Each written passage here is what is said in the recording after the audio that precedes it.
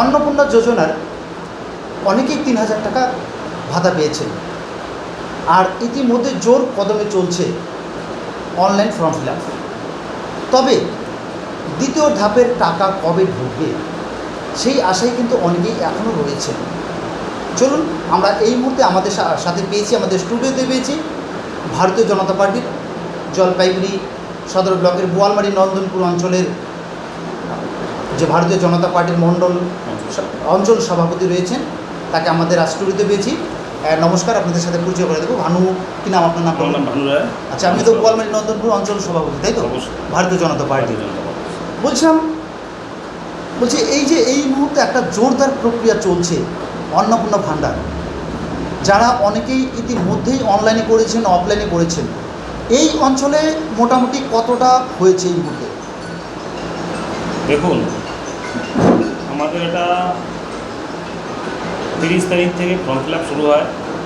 যারা যারা form fill up করে 3 তারিখের মধ্যে আগে দিয়েছেন, 2 তারিখে অবধি দিয়েছিলেন, আচ্ছা, সেই সমস্ত ফর্মগুলো যারা এন্ট্রি হয়েছিল বিডিও অফিসে, সেই সমস্ত উপভোক্তারা, সেই সমস্ত মায়েরা 3,000 টাকা করে পেয়ে গেছে অলরেডি। আচ্ছা, কিন্তু এই 3,000 টাকা পাওয়ার আগে অনেকের মধ্যে একটা বিষয় ছিল যে সরকার দিতে পারবে কি, এই অন্নপূর্ণা যোজনার টাকাটা দিতে পারবে কি, মনে হয় না যে দিতে আদৌ পাবে কি সন্দেহ ছিল। কিন্তু যখন টাকাটা তারা ঢুকে গেল এবং সেই মায়েদের কাছে শোনার পরে পাশাপাশি বাড়িগুলো যে থাকলো তাদের একটা আবেগ জমে গেলো যে প্রতিনিয়ত আমাদের এই অল্প কয়েকদিনের মধ্যে আমাদের গভর্নমেন্ট নন্দনপুরে প্রায় অফলাইনে 60% মতো, মানে অনলাইন এই মুহূর্তে বোয়ালমারি নন্দনপুর অঞ্চলে 60% ফর্ম ফিল আপ হয়েছে, হয়ে গেছে, আর অনলাইন তো রয়েছে। আচ্ছা, বলছিলাম মানুষের মধ্যে কিন্তু একটা এখনও কৌতূহল বা একটা জানার আগ্রহ রয়েছে যে তারা দ্বিতীয় ধাপের টাকা কবে পাবে। দেখুন, আমাদের যশস্বী প্রধানমন্ত্রী এবং আমাদের মাননীয় মুখ্যমন্ত্রী বলেছিলেন যে সবকা সাথ, সবকা বিকাশ, সবকা প্রয়াস। আচ্ছা, লক্ষ্মীর ভাণ্ডারে যে হারে দুর্নীতি হয়েছিল, এই ভারতীয় জনতা পার্টির যে আমাদের যে মুখ্যমন্ত্রী, তিনি পরিষ্কার স্বচ্ছভাবে যে প্রকৃত উপভোক্তা তিনি যেন টাকাটা পায়, তার জন্য একটু সময় লাগছে। এবং কি আমরা যে অফলাইনে ফর্মগুলো দিয়েছিলাম তার প্রস্তুতি এন্ট্রি করার পরেই টাকাটা ঢুকবে, সেটা সরকারি আধিকারিকরাই বলতে পারবে। মানে দ্বিতীয় ধাপের টাকা কবে ঢুকবে সেটা এখনও বলা যাচ্ছে না, তাই না? বলছি এই যে একটা সরকারি প্রকল্প, নতুন সরকার ক্ষমতায় এসেছে, অন্নপূর্ণা যোজনার মতো ভাতা চালু করেছে। বিগত সরকারের আমলে আমরা দেখেছি বিভিন্ন ধরনের যোজনা চালু ছিল, কন্যাশ্রী থেকে শুরু করে যুব ভাতা থেকে শুরু করে বিভিন্ন ভাতা ওনারা দিয়েছেন, ওই সরকার দিয়েছেন। আপনাদের এই যে 3,000 টাকার একটা ভাতা যারা ইতিমধ্যে পেয়ে গেছেন তা তো ভীষণ খুশি হয়েছেন, এবং যারা এখনও পাননি তারা উৎসাহ উদ্দীপনার মধ্যে দিয়ে এই মুহূর্তে কিন্তু অফলাইন অনলাইনে কিন্তু ফর্ম ফিল আপ করছেন। তো আপনারা কি বলবেন, সবাই কি সার্বিকভাবে সবাই পেতে পারে এই যোজনা? একদম, আমরা সবাইকে এই বার্তাই দিচ্ছি, যারা এখনও ফর্ম ফিল আপ করতে পারেনি।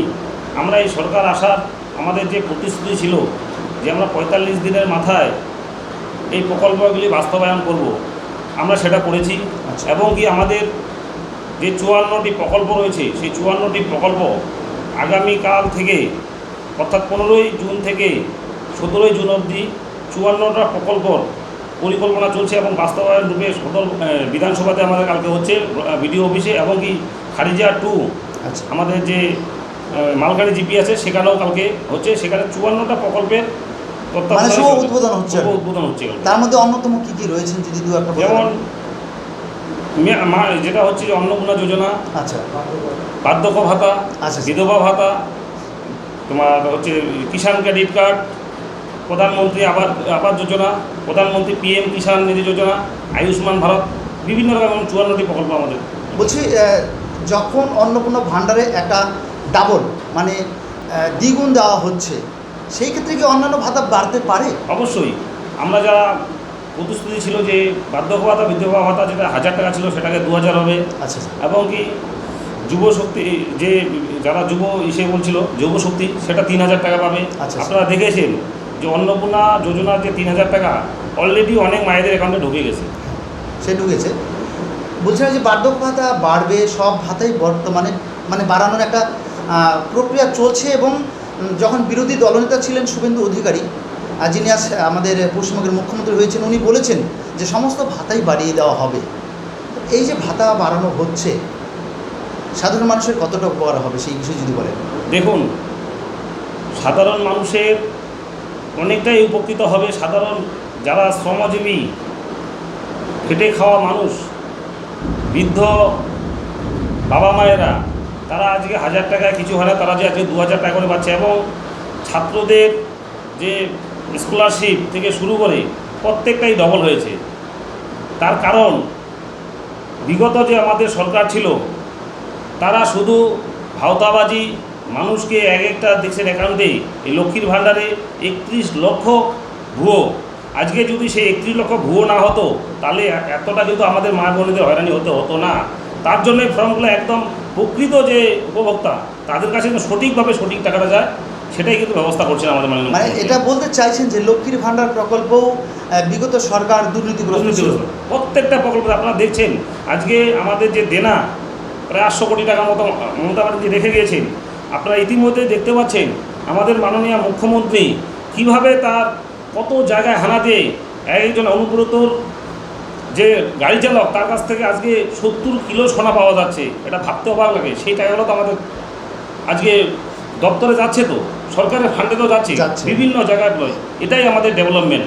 মানে সরকারের রাজস্ব কোষ আরও বৃদ্ধি পাচ্ছে। আচ্ছা, বলছিলাম অনেক ধন্যবাদ গ্রামীণ সমাজের সময় দিলেন। আমাদের একটা গুরুত্বপূর্ণ বিষয় নিয়ে আজকে যে টপিক ছিল, আমাদের দর্শক বন্ধুরা অনেকে ইতিমধ্যে বিভিন্ন আমাদের লাইভ দেখে বা আমাদের সম্প্রচার থেকে বলেছেন যে কবে ঢুকবে অন্নপূর্ণা ফান্ডের দ্বিতীয় ধাপের টাকা। নিশ্চয়ই আমাদের দর্শক বন্ধু যারা রয়েছেন তারা আজকে জানতে পারলেন এবং কী কী প্রকল্প চালু হচ্ছে, আগামী দিনে কী কী পরিষেবা পেতে চলছেন গ্রাম বাংলার মানুষরা তথা পশ্চিমবঙ্গবাসীর কী কী পরিষেবা পেতে চলছেন বিস্তারিত আপনি জানালেন। আপনাকে অনেক অনেক ধন্যবাদ, স্বাগত, ভালো থাকবেন।